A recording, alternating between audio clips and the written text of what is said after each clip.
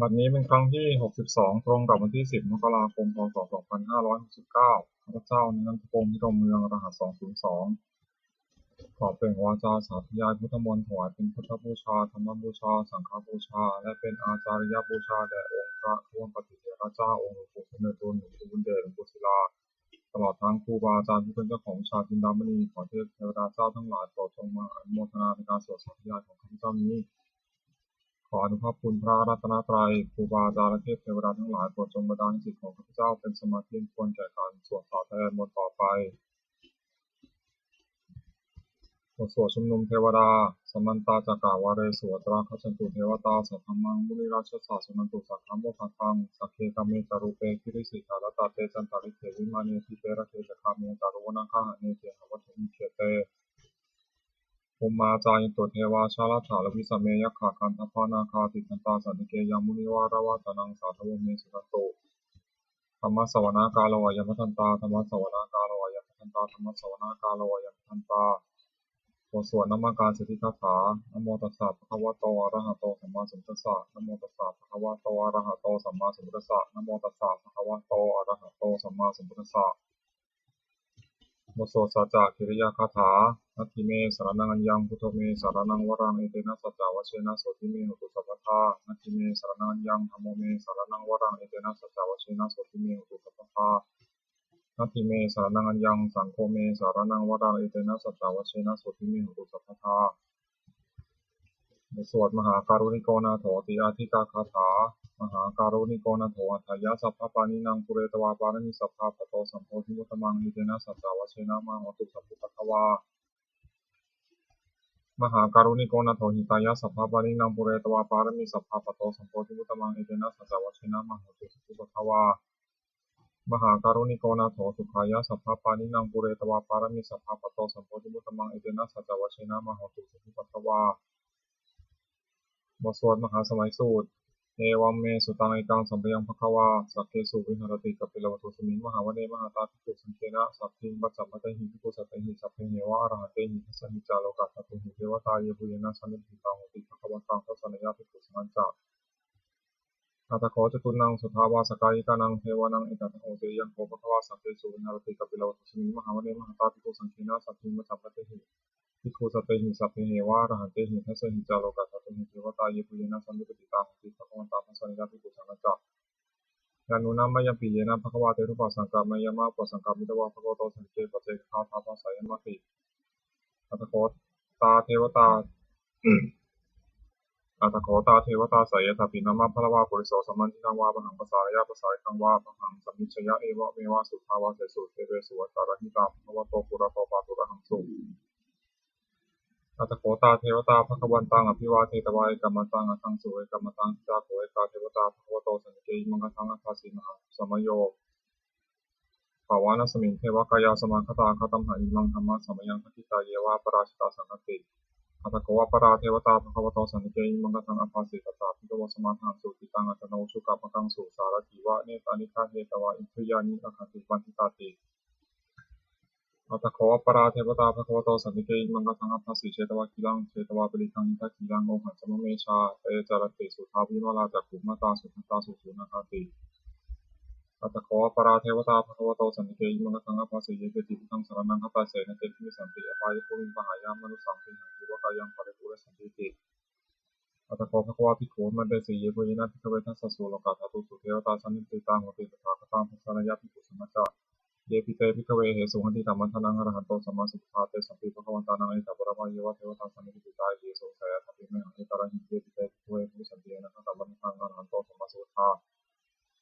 เตสัมปิภควตานังเอตปะระมะเยวะเทวตาสันนิพิตาภิสันติสยทัพพิเมหังเอตระหิอาจิกิสัมมิภิกขเวเทวกายนังนามานิ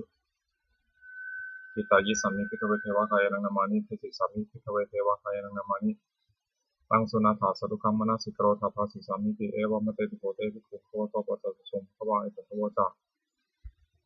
สิโลกามนุกัสสามิยทัพพุมาตัสสะสิตาเยสิตาคิริทัพพังปะหิตตาสมาหิตาปุถุสิหาวสัลลินาโลมหังสาภิสัพพะโนโอทาจัปสสะทาวิปัสสนามนาวิลพินโยปัจจสเตยทวาวนิกัปปิลวัตเวตตวามติสัทธาสาวกเกสัสเนรเตเทวกายาภิกตาเตวิชนะสัพพโตเตสะอัตตปะมะกรุงสุภวาพุทธศาสนัง เอสัมปาตุระหุยนังอามินุสานังสนังอภิเกสตามัตถุงสหัสสังอัฏฐสตริงสตังเอเกสหัสสานังอมนุสานัมัตสุงอเปเจนังตัมมัตถุงทิสาสัพพะพุตาหง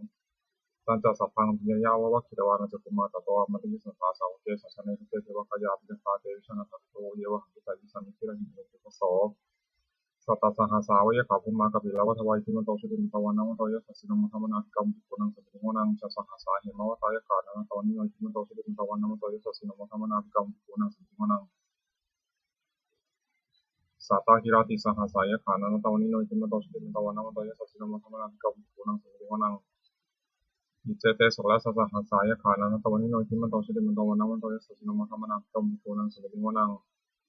เวสามิตาปัญจสัตตายะขานันตวันนิโนอิทิมันโตชุติมันโตวันนวันโตยิสัสสิโนมัทธมนาภิกรรมโกนังสิงห์นังภูมิโรราชาขันธิโกเวปุรสานิเวสนาพิโยนังสตัสสะสังยะขานังปิยุตปาสติภูมิโรราชาขันธิโกโสภคาสัมภิติงวนังปุริมันจัติสังราชาทัตตารัตโตสัสสติกันทุกนาธิปติราชายสัสสโสปุตติกาสามาวุิธวานังมหาพลายทิมันโตชุติมันโตวันนวันโตยิสัสสิโนมัทธมนาภิกรรมโกนังสิงห์นังทักขินันจัติสังราชารุ่นโหตปาสัสติกุมภนาธิปติมหาราชายสัสสิโสปุตติกาสามาวุิธวานังมหาพลายทิมันโตชุติมันโตวันนวันโตยิสัสสิโนมัทธมนาภิกรรมโกนังสิงห์นังปัจฉิมันจัติสังราชารูปโขกษัตริย์เสด็จนางคณาธิปติมหาราชายสัสสิโสปุตติกาสามาวุิธวานังมหาพลายทิมันโตชุติมันโตวันนวันโตยิสัสสิโนมัทธมนาภิกรรมโกนังสิงห์นังอุตารัญจติสังราชากุเวโรตปาสัสติยคณาธิปติมหาราชายสัสสิโสปุตติกาสามาวุิธวานังมหาพลายทิมันโตชุติมันโตวันนวันโตยิสัสสิโนมัทธมนาภิกรรมโกนังสิงห์นังปุริมาทิสังทัตตารัตโถทักขิเนนารุณหโกปัจฉิมีนารูปโขกเวโรตรังทิสังทัตตาโนเตมหาราชาสมตาจตุโรทิสาทัตถะลัมมนาทันสุวเนกัปปิลวัฏเทเตสัมมายาวิโนทัสสะกุวะสัจจังสัทธามายาตุเรตุเอตุวิภูจักขุโตทหะจันทโนกัมมะเสโธจักขิโนคันธุนิคันธุจัปปนาโทปัมปัญโจจัตเทวสุโตตมาจาริปิจัสเสโนตคันธโพนโรราชาชโนสโพอาภูปัญจสิโธเทวติมพรูสุริยาวัชสาเอเตจันเนจราชโนคันธพาสหราชิพิมัทธมนาภิกรรมโกนังสิริโกนังอัฏฐาคุณภาษานาคาเวสาราสหัสชะคาคัมภาลสุปราอาภูปยาคาสหายาติยามุนาทัตตารัตถาจาอาคุณกายสัสสิโนเอราวโนมหานาโกโสปะคาสิริโกนังเยนะคาราชัยสหัสาหันเกติภาทิชาปฏิวิสุทธิสัพโพหิหานิสาเตวนามัสสะปตาติตราสุปนาอิติเตสานามังอภัยยันตถานาคาราชานามัสสิสุปนาโตเขลามกาสิพุทโธสานะหิวะจหิภวะหยันตานาคาสุปนาสารนามังคังตุทังชิตาวชิระหัตเถนะสมุทาสุราสิตาภัตตาโรวาสาวเสติอิมัตโตยัสสสิโนกาลคันธามหาภิสมาอสุราธนาเวคัสสาเวปจิติสุขิติจัปปะหาราโทนมกิสหสตันจัพพะเลกุตตนังสัพเพโรจนามกัสสะเนหิตวะพลิงเสนังโรหิปัสสัมภวะคุมุสมิโยธานิทันเตปิปุนังสิริโกนังนาโปจะเทวาปฐวีจาเตโชวโยตถาคโมวรุณาวรุณาเทวาสมโมเตยิสสะสหเมตตากรุณาคายิกาคุเทวายสสิโนทัสเสเตทัสสะทากายาสัพเพนะตวันนิโยติมันโตสุติมิตวานังโตยัสสิโนมัทธมนาภิกรรมปุรังสิริโกนังเวนทูจะเทวาสหริจาสมาจะเวยมาตันทสุปัญสาเทวาจะธรรมคุบุรกิตาสุริยสุปัญสาเทวาสุริยมคุบุรกิตานาคาตานิปุรกิตวาคุมทาวะหกาวสุนังวาโสเสโตตะโกปะทาวินโตทัสเสเตทัสสะทากายาสัพเพนะตวันนิโยติมันโตสุติมิตวานังโตยัสสิโนมัทธมนาภิกรรมปุรังสิริโกนังอัฏฐาภูสังบุเทวาชาลามคิสิทาริวะเรตกาจโรจัตถาอุมาปุพันิพาจิโนนาสาธรรมาจาอสุตาสเนชกาสุตยาอุจระอัตวะโกสาวเนสิโนทัสเสเตทัสสะทากายาสัพเพนะตวันนิโยติมันโตสุติมิตวานังโตยัสสิโนมัทธมนาภิกรรมปุรังสิริโกนังสมานามหาสมานามนุสาวานุสุตมาคิทาปตุสิกาภูวะภูมโนปตุสิกาถาภูหะโยเทวายะเจริญตวาสิโนภารคามหาภารคามเทวายะสัสสิโนทัสเสเตทัสสะทากายาสัพเพนะตวันนิโยติมันโตสุติมิตวานังโตยัสสิโนมัทธมนาภิกรรมปุรังสิริโกนังสุกาการุมหารุณาคุเวคณสาสหะโอทัพเทหะพมุขาคุเทวาวิจักขณาสัทธามัตตหะคัจฉามิสกาจายะสัสสิโนธรรมยังอังคาปชิโนยติสาธุสติทัสเสเตทัสสะทากายาสัพเพนะตวันนิโยติมันโตสุติมิตวานังโตยัสสิโนมัทธมนาภิกรรมปุรังสิริโกนังเขมิยาตุสิตายามากัตถกาจายะสัสสิโนสัมพุทธกาลมัสเสถาจรินามาจาสวานิมานาริโนอาคุถาภูปตานิมิตาทัสเสเตทัสสะทากายาสัพเพนะตวันนิโยติมันโตสุติมิตวานังโตยัสสิโนมัทธมนาภิกรรมปุรังสิริโกนังสัพเพเตเทวานิกายาสัพเพนะนะตวันโยนามันวายนะคันโฉมเยจันเยสัตติสาสหะพระพุทธาสติมทีนาอุคตินามนาสวังทิเขมุขตรังนาคังจัตตังวาสิตาติตังสุภามาบาลโตจักขุตายทิมโตสาสนังทิมโนติโสจัสสุขะคาสมิทิวนัง สหัสสะพรหมโลกนังมหาพรหมาภิกิรุติอุปปันโนชุติมันโตปิสัมมาคายโยยัสสะสิโสทัสเสไถจราภูปเจกะวาสวัตติโนเตสันสัมมัชตวาคาหาริโตปริวาริโตเตจัสสพเพวิกิเตสินิเทเวสัพพมะเขมราเสนาธิกามิปัสสะกานะสามัญยังเอถาคานะถาพันธะราคินามัทธมุทโมสมันตาบริวารถามโวมุจิตาโคตินังอิติตถามาสิโนกันหาสินังอเปสิปานินาตมาตาลมาหัจจาสรังกตวานภิระวังยะถาวาอุสโกเมโพธนายันโตสวิชุโกตถาโสปจุทาวติสังกุโทเสยังวเสตันจะสัพพังอภิญญะวะวัคคิตวานะจักขุมาตโตอามาติสัทธาสาวเกสัสเนระเตมาราเสนาภิกขเตวิชนะสัพพิโกโวเตจาตวามะกโรสุตวาพุทธศาสสนังมิตารักขิหิปกามงเนสังลมติอิชยุงสัพเพวิชิตาสังฆามาพยาติตายสัสสิโนโมทติสังภูเตหิสาวกาเตชะเนสุตติบทสวดจุลชัยปกรณ์นะโมเมพุทธเตชะสารัตนตยธรรมิกาเตชะประสิทธิประสิทธิวานารายะปารามิสุราสิทธิพมาจยินทาสัตตุโลกาคัมภีรักกาสมุทาภูตุขังคาตัสสพมาชยประสิทธิพรตุเตชยชยธรานีกติยุกตินาทีนาทีชยชยขคนละตนละนิสัยนิไรใส่เสนาเมนูราชพลนรชีชยชยคัมภีราสองปีนาเกณฑนาคีทิศาจัตุตากาลีชยชยตุนิมิตาราคีชยชยสิงคีสุทธานมุขชาชยชยาวรุณมุขาสาตราชยชยตัมปาทินาคาคุลคันถกชยชยข้าชพลนาตุรงสุการาผู้ชงสิงหาพยคติปาชยชยาวรุณมุขายาตาชิตาสิตาเสนารีปุณสุทินรดีชยชยสุขาสุขาทีวีชยชยธานีตะเลสัทธาสุชยชยชยธานีสันติสัทธาชยชยมังกรารัญญาโพเคชยชยวรุณยเขชยชยรักเสสุรพุชเตชาชยชยพระเมนทคนาชยชยราชาธิราชสาชัยชยชยปัทมิสัพพันชยชยอหันตาปเจกาพุทธสาวังชยชยมเหสุโรหโรรินเทวาชยชยพระมาสุรโขชยชยนาโควิรุณหโกวิรุปโขชนิมารวิอินโทจาเวนะตโยจากุเวโรวรุโนปิจาอัคคิวโยจาปัจจุโหกุมารโรทตารัตโกอัฏฐารสะมหาเทวาสิทธิตาปัสสะอาทโยอิสีโนสาวกาสัพพาชยรามโมพวันตุเตชยธรรมโมจาสังฆะ